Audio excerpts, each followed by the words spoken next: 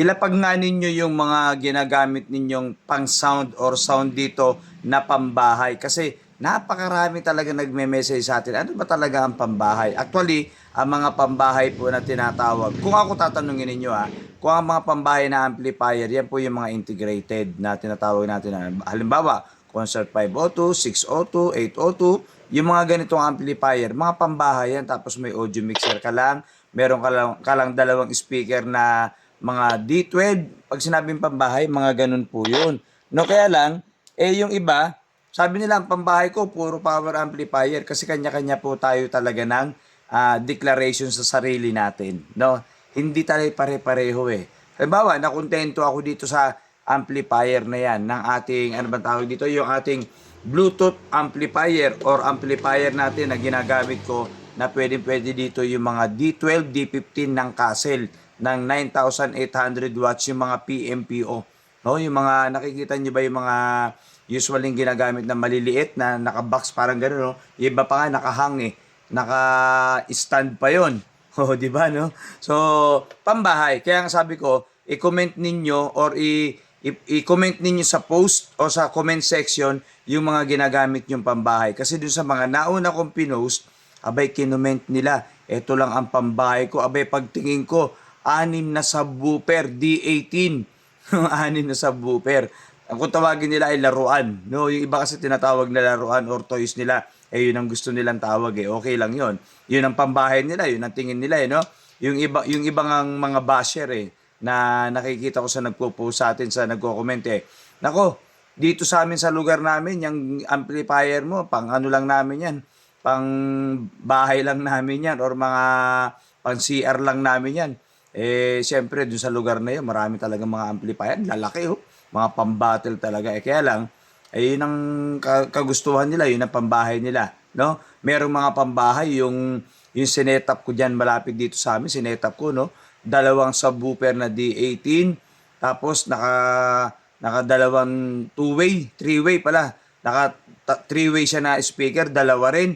Tapos ang gamit niya, puro power amplifier, equalizer, maximizer, may crossover. Nakahiwalay pa ang tweeter.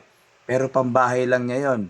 Pero hindi niya alam hindi niya alam i-operate or hindi niya alam i-connect. Kaya tayo nga nag-connect nun. Pero pambahay lang. Kaya nga, pag sinabing pambahay, halos lahat, sabihin na natin pambahay Kasi nga, yun yung kanya-kanyang laruan nila or kanya-kanyang declaration nila sa sarili nilang pamamahay. Ito yung pambahay ko Ito nga, pwede kong sabihin, pambahay ko to. Meron din akong mga power amplifier, mga pambahay din, So, ang mangyayari lang kasi, kapag meron kayo at yun lang talaga ang budget ninyo, maging masaya na tayo.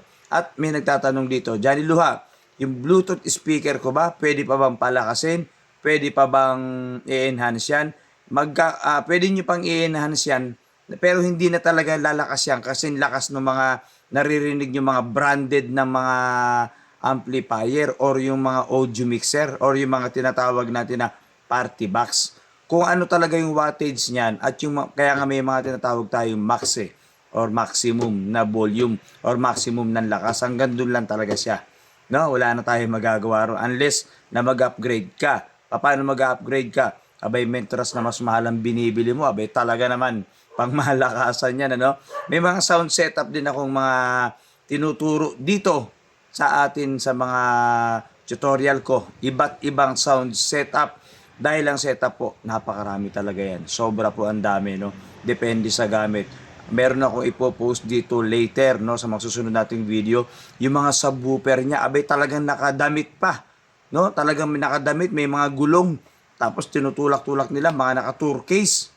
Sabi ko na, pagtingin ko sa mall yun Nagpunta ako sa mall, pagtingin ko, abay, kano kaya to? Sa tansya ko lang, sa kalahating milyon. Dalawang subwoofer. Puro powered yun Dalawang powered subwoofer, dalawang powered na speaker, mga D15. Tapos, puro digital yung ginagamit niya. Digital Tapos, may mga lights controller, may mga dimmer, may mga smoke machine. Grabe, Ang daming pera siguro ng pambili, Kasi, yun talaga ang unang-una, kahiligan or kagustuhan. Pag talagang gusto mo yung isang bagay at kaya mo naman bilhin, mabibili mo kung kaya. Siyempre sila, yung nakita ko, kaya nilang bilhin eh. Or talagang may finance or talagang may ano talaga pang budget para doon at masaya sila sa ganun, oh, di ba? Kaya nga matuto tayong makontento. Kung ano yung meron ka, yun lang ang kaya. Saka ka na mag-upgrade.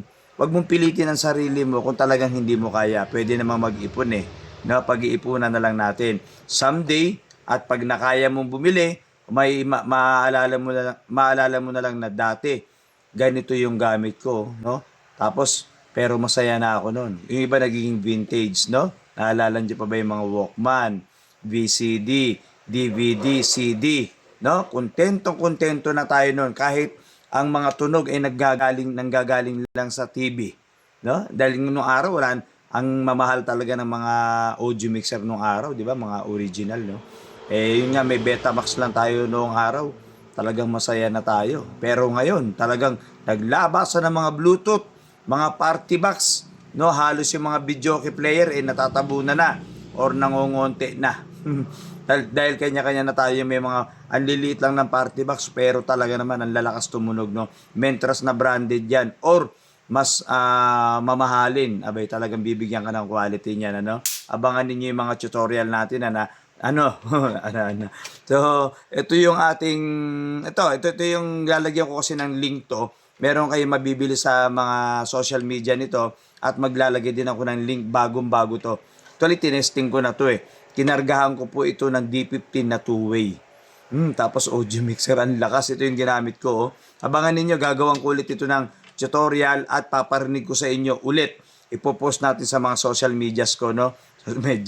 Social media ko, no? Ipopost ko yan para marinig nyo po ulit. Isa-set up ko to pati yung audio mixer, yung equalizer lalagyan din natin para nakikita nyo, no? O di soon, lalagyan ko to ng link. Simple lang yung pambahay na yan, pero kontento ka talaga pag narinig mo yan, okay? Johnny Luha po ito.